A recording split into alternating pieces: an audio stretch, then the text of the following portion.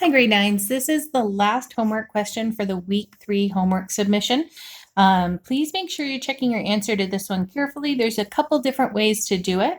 I have written out the time and altitude from the table of values. This one's looking at the height of a hail piece of hail as it falls from the sky.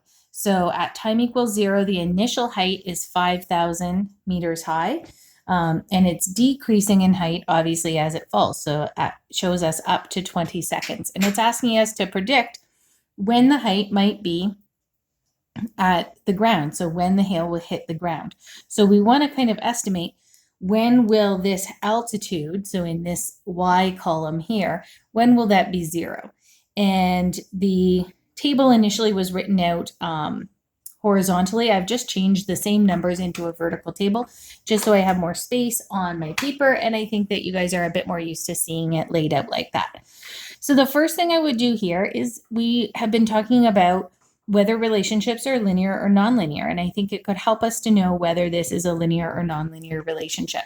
So just like in question 3 from earlier in this same assignment, we need to look at the x values, or in this case, that's the time, and look on that and see, are they increasing or decreasing by a consistent amount? And it's 0, 5, 10, 15, and 20. So yes, of course they are. That's great. Then we can use our first differences in the y values, or the altitude, to see what the change in the height is and if this is going to be a linear relationship. So remember, we're going to do the lower one minus the one above it. So I'm going to take 4,875 minus 5,000. And that gives me a value of negative 125. And then I'll do the same thing for the next one. So 4,500 minus the one above it, 4,875. Now that gives me a value of negative 375. So right away you say, oh no, this is not going to be a linear relationship because the first differences, these delta y's, are not the same. So I'm going to keep going. 3,875 minus 4,500. And that gives me a value of negative 625. And then the next one is 3,000 minus 3,875. And that is negative 875. So what we can do here is to kind of try and predict a pattern based on how this is changing. And there's an example in your textbook that's kind of similar to that. So we can look at those first differences, and we know that they're not all the same. They're not linear, but can we see a pattern in how the first differences are changing? So one of the first things, actually, when I was looking at this, I thought, oh, negative 125 going to negative 375, that's triple. That's times 3. Does that pattern hold for negative 375? If you triple that one, if you do times 3, do you get to 625? You don't. And 625 times 3 is definitely not 875. So looking for a different pattern. Negative 125, if I added or subtracted, what would that be? If I go negative 125 and I want to get to 375, that's going down by 250. So negative 125 minus 250 gives you negative 375. And is that a pattern again? If I take away 250 again, I do get to negative 625. And then negative 625, take away 250 again, I get to negative 875. So here we do see that there's a pattern in these first differences, or in your delta y's, that is consistent. So we can use that consistent pattern to kind of map out what the next first differences will be, and then use that to map out in our table what the next altitude values will be. So if I went down negative 250 again, so I'm going to take away 250 from that 875, that would give me a value of negative 1,125. So if I pattern that back and say, this one went down by 875. Now I know it's going to have to decrease by this value here, negative 1,125. So if I take that away from the 3,000, I would end up at 1,875. And I'm going to pattern my time values too. I know I'm increasing by 5. That's kind of the easy side of things. So that would be at 25. And I'm going to kind of continue 30 and 35 here. Okay, so we're increasing how much this is changing by each time. So if I take this negative 1,125 and get 250 bigger into the negatives, so minus 250 again, the next first difference or the next delta y would be negative 1,375. So if I take this value away from here, you see that this is how much you're taking away from each time to go to the subsequent number.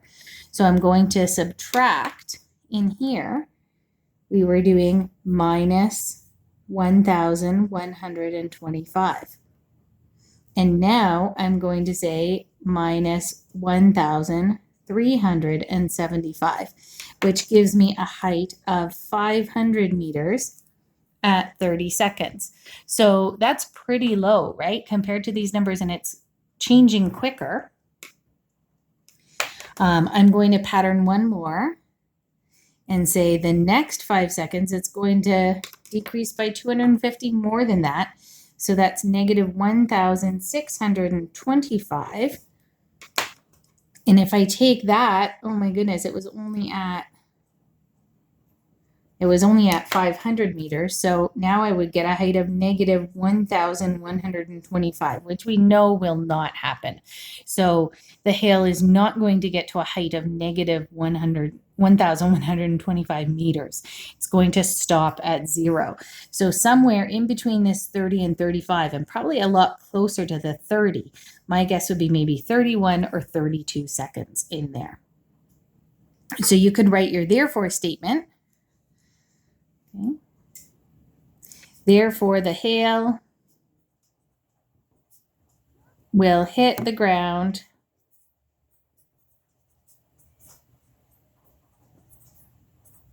around 31 seconds or 32, whatever reasonable guess you make. So somewhere between 30 and 35 and closer to the 30 because that one's closer to 0.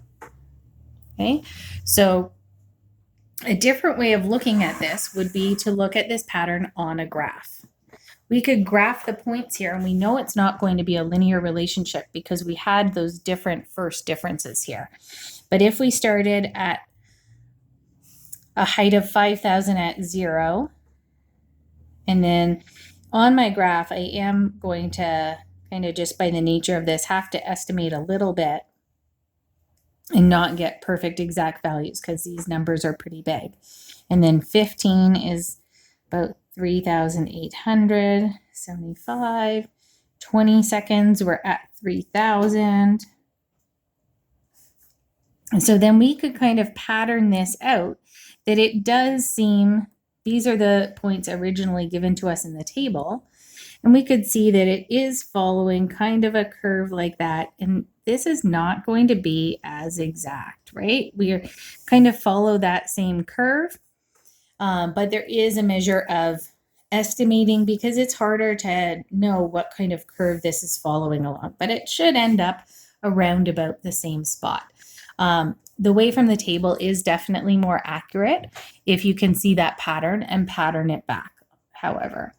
I did want to show the graph just because I wanted to talk about a few things about graphing for proper communication marks. So notice a couple things on my graph.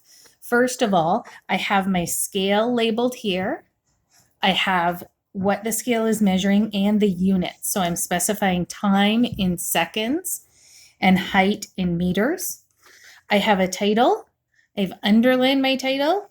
I've used a ruler, and if I had a linear graph, I would use a ruler to connect that.